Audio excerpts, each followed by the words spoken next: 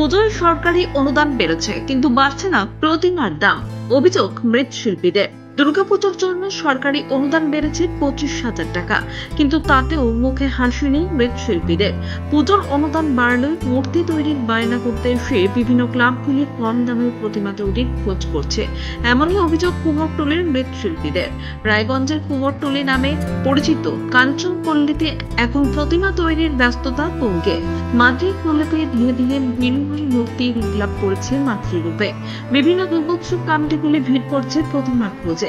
মৃৎশিল্পীরা জানাচ্ছেন, গতবারের তুলনায় প্রতিমা তৈরির সামগ্রী বাঁশ, কাঠ, খড়, মাটি ইত্যাদির দাম বেড়েছে অনেকটাই, কিন্তু প্রতিমার দাম বাড়লে দুর্গোৎসব কমিটি ও ক্লাবগুলি বায়না না করে ফিরে যাচ্ছে। সরকারি অনুদান বাড়লেও প্রতিমার দাম বাড়াতে নারাজ বিভিন্ন ক্লাবগুলি। মূলত দুর্গাপুজোর আগে নাওয়া খাওয়া ভুলে মৃৎশিল্পীরা প্রতিমা তৈরির কাজে ব্যস্ত হয়ে পড়েন। নিজেদের পরিশ্রমের মূল্য তো দূরের কথা, মূর্তি তৈরির সামগ্রীর দামটুকু অতি কষ্টে উঠে আসে বলে জানাচ্ছেন তারা। সারা বছর কাজ হলেও মূলত পুজোর এই সময়ের দিকে চোখ থাকে শিল্পীদের, কিন্তু পুজোর জন্য অনুদান বাড়লেও মৃৎশিল্পীদের কথা কেউ ভাবছে না বলে আক্ষেপ তাদের। সুফল কাস্টমার এসে দাম দিতেই যাচ্ছে না, আর একরকম কথা হচ্ছে প্রতিমা কম দামে খুঁজে বেড়াচ্ছে। কম দামে খুঁজছে কেন? কারণ এবার তো অনুদানও বেশি বলছে, অনুদান বেশি আছে। সেটা কি করবে না করবে, সে কম দামের প্রতিমা খুঁজে বেড়াচ্ছে। কিন্তু মূর্তি তৈরির খরচ কিরকম? মানে শিল্পীদের হয়ে গেছে, যারা প্র্যাকটিক্যাল একটু ভালো শিল্পী তাদের হয়ে গেছে অসুবিধা। কিরকম? প্রতিমা পরিশ্রম হিসেবে পয়সা পাচ্ছে না, সময় বেশি লাগছে, পয়সা পাচ্ছে না। আর খড় মাটি, বাজার প্রচন্ড দাম। আচ্ছা, এই যে মাটি আপনারা কোথা থেকে আনেন? মাটি তো ওই ট্রাক্টরে নিয়ে আসে, গ্রাম থেকে নিয়ে আসে, পুকুর কেটে জমি কেটে নিয়ে আসে। যেটা শোনা যাচ্ছে মাটির বাজারে, মাটির বাজার প্রচুর বেড়ে গেছে। বাজার তেমন ভালো নয় একদমই, মানে সবাই খুঁজছে যে কম পয়সায় ভালো জিনিস, মানে অনুদান বাড়ছে কিন্তু কাস্টমার আসে শুধু কম দাম বলছে, মানে যেটাতে আমাদের হয়তো খরচাই উঠবে না এরকম হয়তো দামও এরা করছে এখন। এমনিতে আপনাদের কাঁচামালের মানে মাটি বা সেসবের দর কেমন এবার? এগুলা তো দর তো সবই হাই, প্রত্যেক বছর যাচ্ছে, রেট বাড়ছে। এগুলা যেরকম গত বছর যেটা আমরা 1,200 টাকায় মাটি কিনছি, এবার হয়তো 1500, 1400 এরকম দামে কিনতে হচ্ছে। তাহলে তো মূর্তির দামও বাড়াতে লাগছে। কিন্তু সেই হিসাবে তো কোনো রেজাল্টই নেই। এই মূর্তির কাছে আসলেই সবারই শুধু একটাই গল্প, কম। মূর্তির দাম তো মোটেই বাড়েনি, মোটেই না।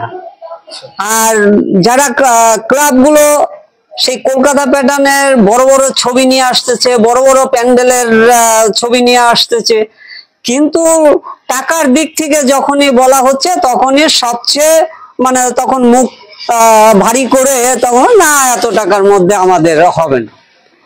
তারপরে দেখা গেল একটা ওই রামশ্যাম ওইরকম একটা প্রতিমা নিয়েই পুজো করলো, এরকম একটা অবস্থা। কিন্তু আস্ফলনটা খুব দেখা যায়।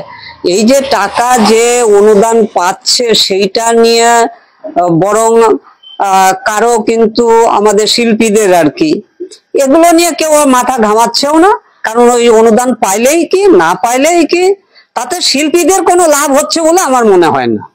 আর আপনারা এই যে মাটি আনছেন, খড় আনছেন, এগুলোর দাম? খড়ের দাম বেশি। এবার বাঁশের দাম, যে বাঁশটা আমরা 200 টাকা কিনতাম সেই বাঁশটা 300, 350 টাকায় কিনতে হচ্ছে। যে মাটিটা তো এখন পাওয়াই যায় না। আমরা চৈত্র ফাল্গুন মাসে অর্থাৎ মার্চ এপ্রিল মের মধ্যেই মাটি জোগাড় করে রাখি, কিন্তু মাটি সম্পূর্ণ জোগাড় হয় না, কম পড়ে যায় মাটি। এখন অনেকেরই মাটি কম পড়ে গেছে, এখন মাটির জন্য একটা হাহাকার অবস্থা।